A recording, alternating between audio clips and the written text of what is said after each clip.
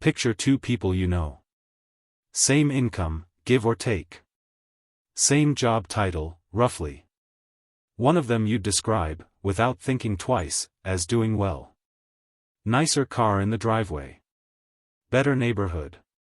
The kind of kitchen that shows up in photos. The other one you might describe as doing fine, nothing flashy, an older car, a smaller place, a closet that hasn't been refreshed in a couple of years. Now here's the part that should genuinely unsettle you. You have no idea, from any of that, which one actually has more money. None. What you're looking at when you look at either of their lives isn't their net worth. It's their debt, or the absence of it, dressed up as a lifestyle. Wealth is invisible. So is poverty. And the entire engine of modern consumer spending depends on you never quite noticing that distinction.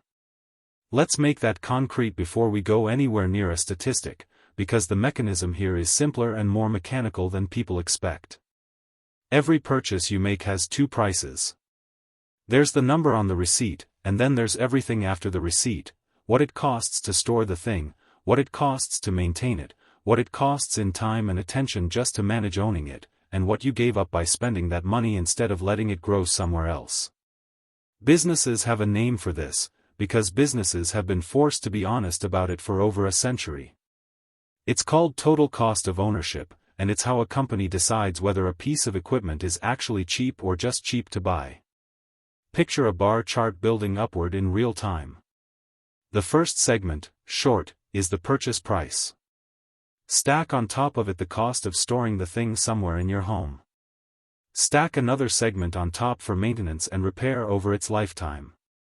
Now stack the tallest segment of all on top of that, the opportunity cost, what that same money would have become if it had gone into an investment account instead, compounding quietly for the next 20 or 30 years. Follow that bar as it climbs, and you'll notice something uncomfortable. The purchase price, the number you actually looked at before buying, is almost always the smallest part of the chart. Nobody teaches ordinary people to run that calculation on a personal purchase, because almost nothing in the marketing environment around you benefits from you running it. The whole culture of shopping is built to keep your attention locked on that first, smallest segment of the bar. So why does this keep happening, purchase after purchase, year after year, to smart, disciplined people who genuinely intend to save more? Here's where the psychology gets interesting, and it's worth understanding by name instead of just as a vague feeling, because naming a mechanism is the first step toward interrupting it. The first mechanism is called hedonic adaptation, sometimes referred to as the hedonic treadmill, and one of the most famous pieces of evidence for it comes from a study that's been cited for nearly 50 years. In 1978, researchers Philip Brickman, Dan Coates, and Ronnie Janoff-Bulman compared people who had won major lotteries against a group of ordinary neighbors, and against a separate group of people who had been paralyzed in accidents. Read this data carefully, because the actual numbers are more striking than the popular summary of the study. On a 5-point happiness scale, lottery winners averaged right around 4. Their ordinary, non-winning neighbors averaged close to 3.8. Statistically, that gap wasn't meaningful. The accident victims, who had experienced one of the most severe losses a person can face, still averaged just under 3, meaningfully lower, but nowhere near the collapse most people would predict. Winning a fortune barely moved the needle. Losing the use of your legs didn't crater it either, not once enough time had passed to adapt. That's the treadmill. Your baseline happiness is remarkably sticky, and it drags you back toward it after almost anything, good or bad, that happens to your bank account. This connects directly to the second mechanism, one that has an actual formal name in economics, the relative income hypothesis, first laid out by the economist James Dusenberry in 1949. His argument was that people don't judge their spending against some absolute internal standard of need. They judge it against the people around them, their neighborhood, their social feed, their coworkers' new cars. You've heard the informal version of this for your whole life, keeping up with the Joneses. Dusenberry just gave it a rigorous economic backbone, decades before anyone had a phone in their pocket constantly showing them everyone else's highlight reel. And here's the third mechanism, the one that quietly closes the trap once the first two have opened it. It's an adaptation of something called Parkinson's Law, originally written in 1955 about how work expands to fill the time available for its completion. The financial version of that law is blunter and, for most households, more accurate: expenses rise to meet income. Give someone a raise, and within months, in survey after survey, their spending has usually risen right along with it, not because they made one bad decision, but because hedonic adaptation quietly reset their baseline, relative comparison quietly moved their target, and their spending simply expanded to fill the new space, the exact same way work expands to fill a longer deadline. None of this happens because people are irrational in some obvious, foolish way. It happens because of two very well-documented biases in how humans actually process decisions around money, first described rigorously by Daniel Kahneman and Amos Tversky in their work on prospect theory, and later extended by the economist Richard Thaler into what's called mental accounting. Losses feel roughly twice as painful as equivalent gains feel good, which is why cutting an expense you're used to feels like a small trauma, even when keeping it is the actual larger loss. And the pleasure of spending happens right now, immediately, while the cost of not saving happens later, abstractly, to a future version of you that your brain has real trouble treating as fully real. Economists call this present bias, or hyperbolic discounting, a near-certain preference for a smaller reward today over a larger reward later, even when the math overwhelmingly favors waiting. Put those four mechanisms together: adaptation resetting your baseline, comparison moving your target, expenses expanding to meet income, and a brain wired to overvalue right now, and you don't need a single reckless decision to end up financially stretched on a good income. You just need to never have named the pattern. There's a fifth piece of this that almost never gets mentioned in personal finance content, and it isn't really about money at all, it's about what all this accumulated stuff does to your body while you sleep. In 2010, researchers Darby Saxby and Rena Rapetti, working out of UCLA, had dozens of dual-income couples give guided video tours of their own homes, then measured their cortisol, the body's primary stress hormone, across several following days. Here's the finding, stated precisely, because the precise version matters more than the popular one. Women whose home tours were rich in clutter-related language, words like disorganized, unfinished, still needs work, showed a flatter diurnal cortisol slope than women whose tours leaned toward restful, restorative language. A flatter slope sounds harmless until you know what it actually indicates. It's a pattern linked to chronic stress and poorer long-term health outcomes, the same shape of dysfunction seen in some studies of overworked, under-recovered adults. The effect was specific to the women in this particular sample, not the men, and the researchers were careful to describe it as a correlation, not proof that clutter causes the stress response rather than the reverse. But locked inside that finding is a genuinely useful reframe: every possession you own that you haven't actively decided to keep is quietly billing you in more than one currency. So here's where the actual rules start, because naming a problem accurately is only useful if it leads somewhere actionable, and everything above was building toward exactly this.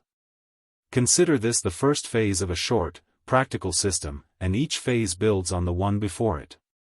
Phase 1, run the cost per use math before any non-essential purchase over a meaningful threshold for your budget.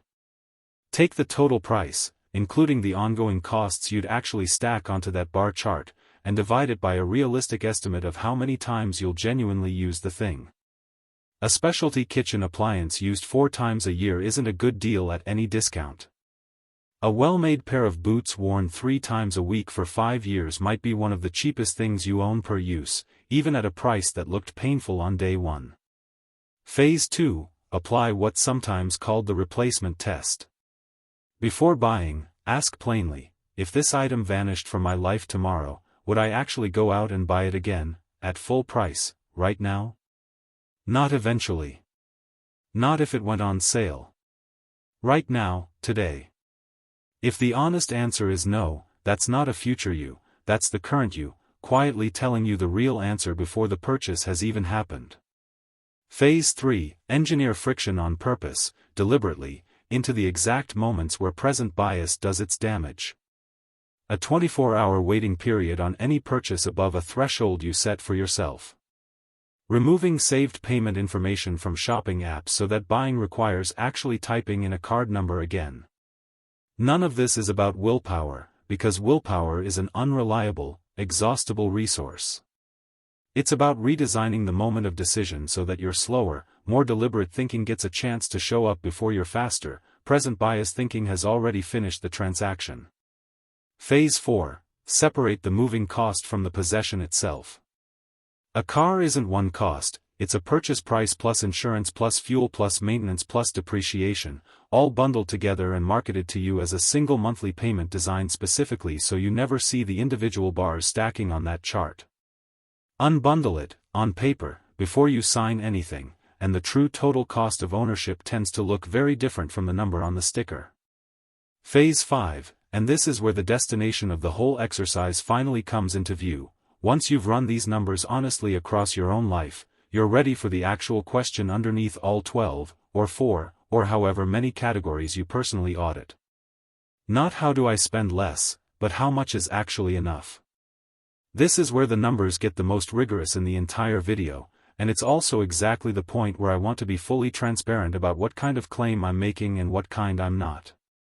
This video is for educational purposes and reflects general financial concepts and historical data. It isn't personalized financial advice, investment returns aren't guaranteed, past performance doesn't predict future results, and anyone making major financial decisions about their savings rate, their retirement timeline, or their investment allocation should talk to a licensed financial advisor or planner about their own specific situation, their own debt, their own risk tolerance, and their own obligations. With that said, here's the actual, well-documented relationship between what you save and when you get to stop needing a paycheck. It comes from research popularized under the phrase the shockingly simple math behind early retirement, and it rests on the same foundation as the widely cited 1998 Trinity study and its 4% safe withdrawal rule, the idea that a portfolio of roughly 25 times your annual spending can, historically, support you indefinitely if you withdraw around 4% of it each year. Follow this curve as it bends downward, because the shape is the entire point. Using a conservative 5% estimated real return, a household saving 10% of take-home pay is looking at roughly 51 years of working before that math resolves. Raise the savings rate to 25%, and the timeline drops to roughly 32 years. Raise it again to 50%, and it collapses all the way down to around 17 years. Push it to 65%, an aggressive, genuinely difficult number for most households, and you're looking at roughly 10.5 years. The relationship isn't a straight line, it curves, because every additional dollar saved does double duty. It grows the pile faster, and it simultaneously shrinks the pile you'll actually need, since a person living on less needs less multiplied by 25 to sustain themselves. That's not a motivational claim. That's the same arithmetic a spreadsheet performs regardless of who's reading it, built on historical return assumptions that carry real uncertainty, which is exactly why the disclaimer above isn't a formality. Now for the part of this that most creators get wrong in one direction or the other, oversimplifying a genuinely nuanced finding into a slogan. You've probably heard the claim that money stops making you happier somewhere around $75,000 a year.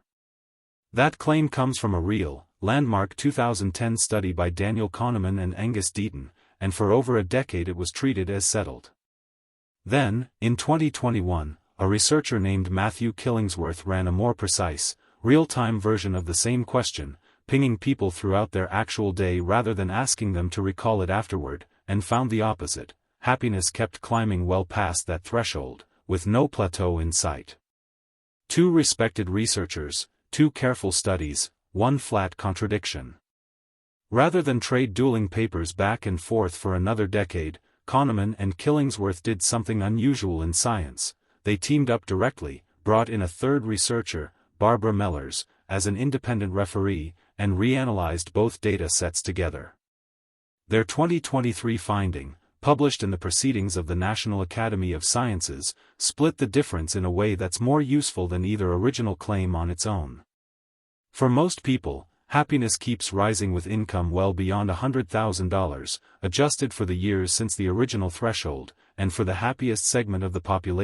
it doesn't just keep rising, it actually accelerates.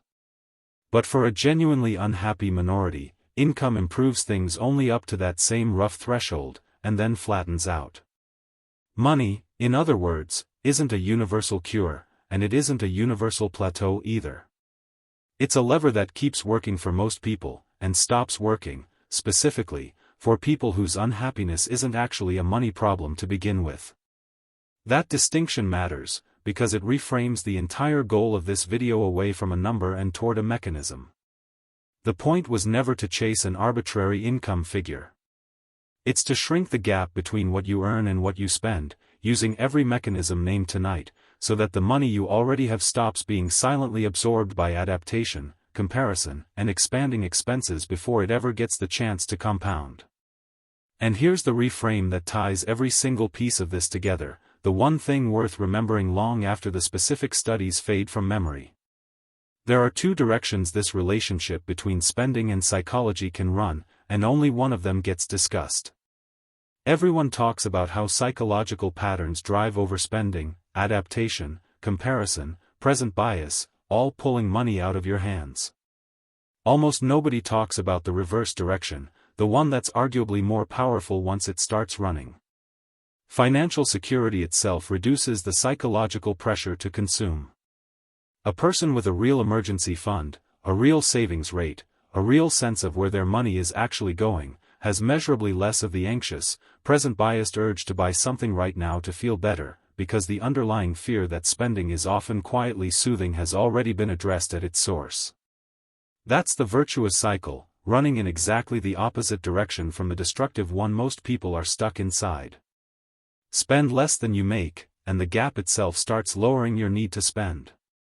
Spend right up to the edge of your income, and the anxiety that gap creates quietly increases your need to spend more to soothe it.